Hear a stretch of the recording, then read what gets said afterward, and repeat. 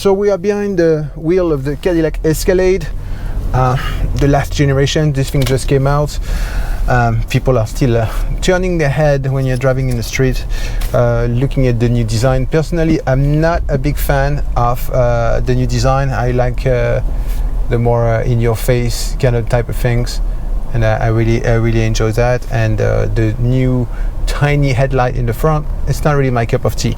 But at $100,000, the Cadillac Escalade is still a top of the line, top of the range car, and it has all the gadgets you can think of to be happy, especially when you are inside the car behind the wheel. First, you have those two LCD curved LCD, actually LCD OLED display, because that's at first I think in any kind of car, and one of the reasons they put them in is because the quality of the black is fantastic and the resolution is fantastic. That's what you have in most high-end phone like the iPhone nowadays.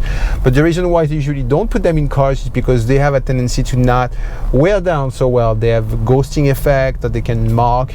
They're not as strong as LCD, so that remains to be seen how much improvement they made in the OLED technology for this to be compatible with cars. But they look great, and when you have this combined with high resolution cameras, backward, forward cameras, it's really nice. I mean, I don't think anybody will ever want to go back to the good old needle cluster after seeing that kind of tech. But aside the groundbreaking technology itself, it's relatively traditional. In the front, you have all the cluster or the driver data, and the center more that's related to entertainment. It's fast, it's relatively easy to deal with. One gripe I have with all the system is that I wish there was a couple more buttons. All the buttons in the center console here are to control the HVAC system, you know, the cooling and the heating of the cabin. There are a couple of shortcuts I think they could have had.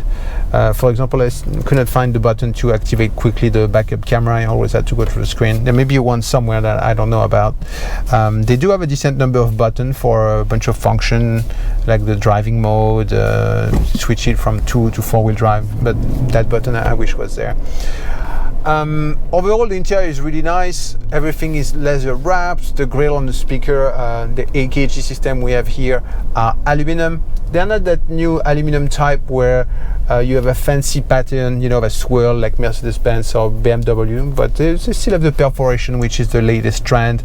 One thing with that system which is optional, it has speaker here in headrest, and two other cool thing. It has a system where people on the third row of the car, if they start talking, their voice is amplified through the speaker system, and you can actually hear very well what people say all the way in the back. Even if they are small children, you don't have to scream back and forth, and you don't even have to press a button, you know, like an intercom button to talk. This is done all automatically. I guess maybe some people are gonna want to find the button to turn it off so you don't hear the chatter from the kids. That may be in there, I did not look for it. The other particular feature is that the sound volume the system can make is absolutely insane. It shouldn't even be allowed. The system goes from 1 to 60 in terms of volume numbers, and at 25 it's already very loud. At 30, that's where most other systems maxed out. At 40 it's already maxed out the maximum volume of the high-end system, and between 40 and 60 is almost unbearable unless you're like consider this as a tailgate mode. It is very loud. On the lower end, the quality of the system is okay. I think it's a little harsh to my ears, but a lot of bass, a subwoofer in the back, in the trunk. So definitely a strong system that I would say match the Escalade image. Comfortable seats, but one gripe about the seats is that they don't have that much control. First, they're not massaging. At 100 grand, I think that should be in there. And the amount of control that you have, you can even extend the bottom base, you know, to make it longer for people who have longer legs, or having, you know, the cushion, the top cushion here is inclined at 2 different levels, or squeezy or something. It's pretty basic. It's comfy, but I think at that price I would expect a little more. My favorite part of the car is the supercruise system, which is a radar cruise control combined with a lane keep assist system. But the pro is that it works extremely well better than most. The cons that it's only on highway. So most other cars, the Germans, allow you to put that system on pretty much anywhere, in a city at low speed, and you have lane keep assist and radar cruise control at the same time. It's pretty good. This is even better, but again, you can't put it as often. So if you just use the regular cruise control lane keep assist, the lane keep assist is more just about haptic feedback. It doesn't really keep the car in the lane. But that being said, I went to a little road trip with the car, and on the highway, I mean, if you plan road tripping, this is a game changer, because you can really feel the car being very responsive. It's not like you're getting close to the white line and suddenly the car is going to stay in it. No, it makes the correction in the middle of the lane. It's very subtle, very frequent, and you have a good feeling about it. And you don't even have to actually touch the steering. You know, most other car manufacturers, they want you to have your hand on the steering and feeling that that resistance from your hand. But it's been defeated a lot by, you know, people hanging like soda can or whatever to the steering wheel. So they went up with the system, and now you have an infrared sensor on top of the steering column that look at your eyes. So you don't have to touch the wheel, but you still have to look forward at the road in case you wouldn't need to intervene. But during my stint, like, I think I had 2-hour road trip, literally I had to make no correction whatsoever. It's really, really good. And again, the feeling is good. That's the most important part, because if every time you're jumping on the wheel because you think something's not gonna work, it's pretty much not usable. But here you feel the constant correction and give you a really good feel about it. So you have to get that option. $2,500 option. Most brands, usually charge for those automatic driving features. So I think it's okay. The big question always with the Escalade is that will it handle, because you have a big V8 under the hood, you have plenty of power, but it's kind of a built on the Tahoe, which is a much cheaper car, almost like a rental fleet vehicle car.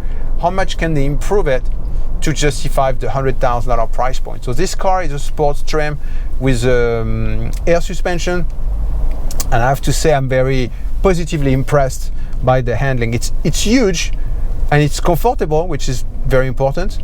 When you accelerate, the car literally like squash in the back. When you let go of the gas, the car like tilt forward. But that's all for comfort. But if you start going at it, turning, and you let the car settle out, a few degree, 4 or 5 degree angle, and then it stays there, and the grip is good.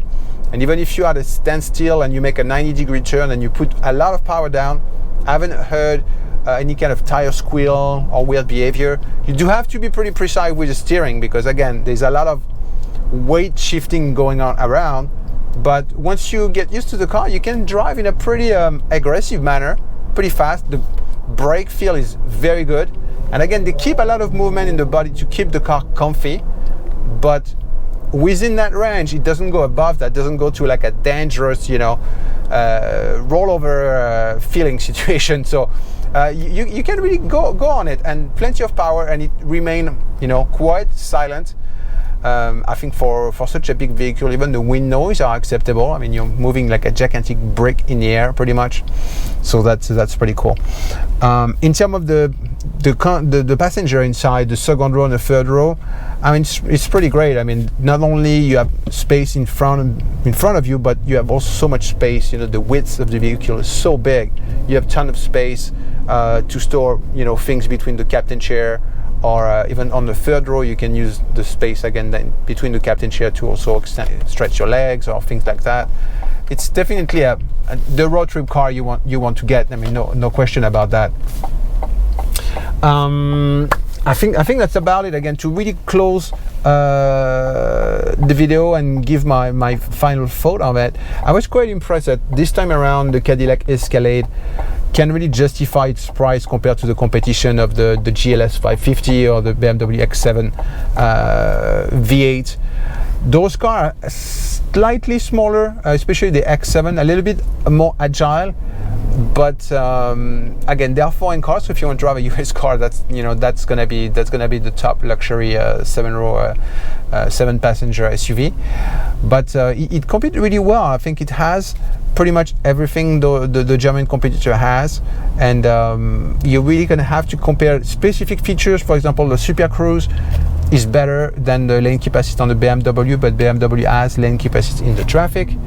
The handling is a tiny bit better. The seats are better. I think for the price, there are mass engine seats. You have more control depending on your body type, that will fit you better. And after that, it's a lot of matter of taste. If you like the exterior design, you like the interior design, but at least the car is comparable to the competition. It's coming out at the right time with the right amount of gadget for the right amount of price.